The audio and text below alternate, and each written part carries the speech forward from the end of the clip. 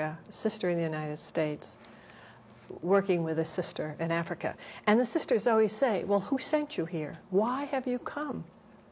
And I said, I've come because the sisters in the United States are concerned about you. They are your sisters. And they are wondering how you're holding up with the pandemic. Because it's just not a matter, as you know, of being ill. It's a matter of all these other issues that impact religious life.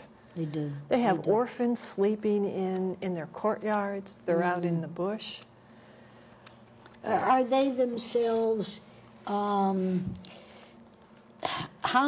do the African men see them with their vow of chastity? Are they approached? Do they have difficulty, keeping the men away? Because you said, the women usually are able to say no. Well, let me just tell you a story about Uganda and the North. And when I was over in Uganda in January of this year, I met with some of the sisters from the North. And I asked them about this issue, because they were right in the area. I mean, they're really down and dirty there in terms of being right in the midst of the fighting and being in the convents at night and having the soldiers come through the convent and they all have to run out. I just can't imagine living that way. So they have been captured and brought in to the forest and tied together. And then they would be dropped at houses, at huts. And the soldiers would tell the man in the hut that he has a new wife. And 3 of them said that has happened to them 3 times. But none of the men in the hut ever touched them because they respected the fact that they were religious women. But they all said that they knew of a sister who had been raped and there was no help available for her. So they said she was just terrible and she left. But then when the sister leaves, almost forced to leave because of rape, her family doesn't want her back and nobody wants her back and she's destroyed. So they live with that tension. They do. They live with that tension, and so no one is valued.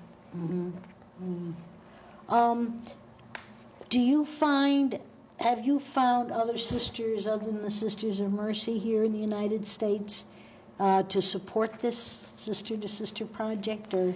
Well, Lorraine, it's growing.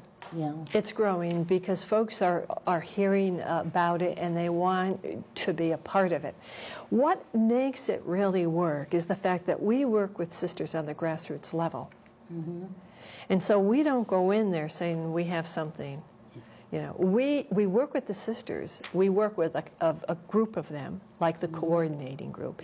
They are responsible for searching out the issues that the sisters want to address. And then we raise the money and try to address those issues. And so that's what makes it work. So the groundswell is coming from the ground up. And it's coming from the ground, so much from the ground up, is that the superiors now are asking for a conference because their sisters are beginning to talk and ask questions.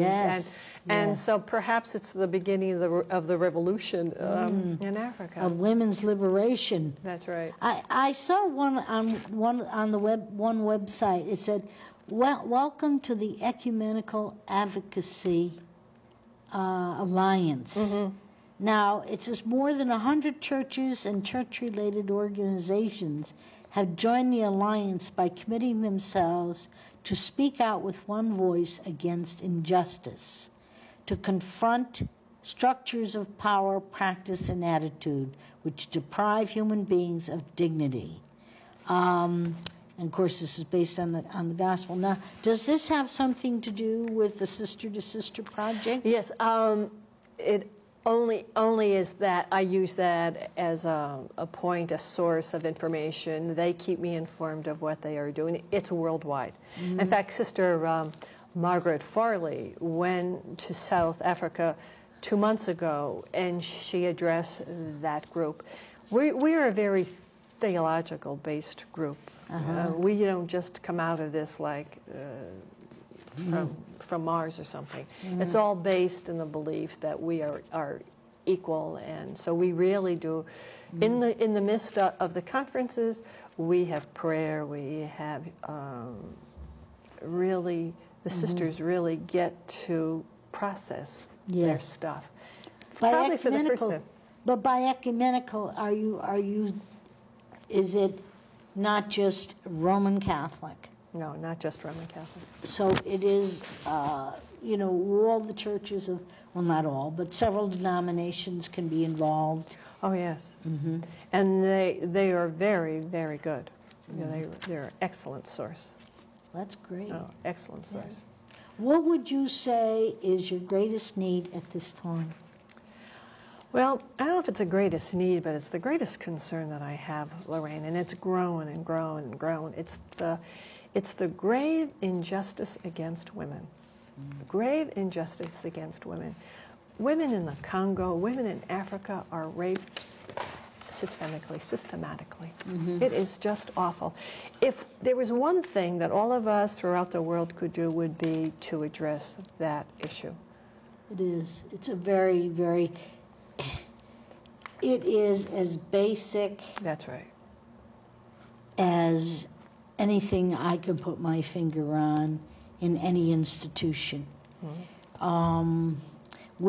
I know through my studies how the churches have been very patriarchal, mm-hmm. And we don't live through it, we live with it, and we try to make changes as we go along. To me, one of the things that's very near and dear to me is that it starts with language, mm-hmm. and how important language is, mm-hmm. and how we start right there by saying, wait a minute, mm-hmm. my name's not here. Mm-hmm.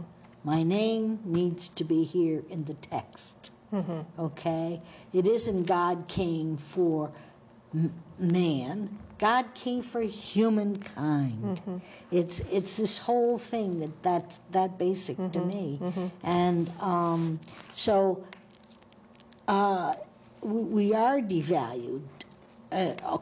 Women in this country are very lucky. We don't see it as much. But I'd like to read, and I'm so grateful that you came on. I'd like to have you come on and, again, and talk about the progress. And I thank you for coming. And I'd like to end this show with these words. If you woke up this morning with more health than illness, you are more blessed than the million who won't survive this week. If you have never experienced the danger of battle, the loneliness of imprisonment, the agony of torture, or the pangs of starvation, you are ahead of 20 million people around the world. If you attend a church meeting without fear of harassment, arrest, torture, or death, you are more blessed than most than 3 billion people in the world. If you have food, clothes on your back, a roof over your head, and a place to sleep, you are richer than 75% of this world. If you have money and spare change in a dish someplace, you are among the top 8% of the world's wealthy. If you hold up your head with a smile on your face and are truly thankful, you are blessed because the majority can and most do not. If you can hold someone's hand, hug them, or even touch them on the shoulder, you are blessed because you can offer God's healing touch.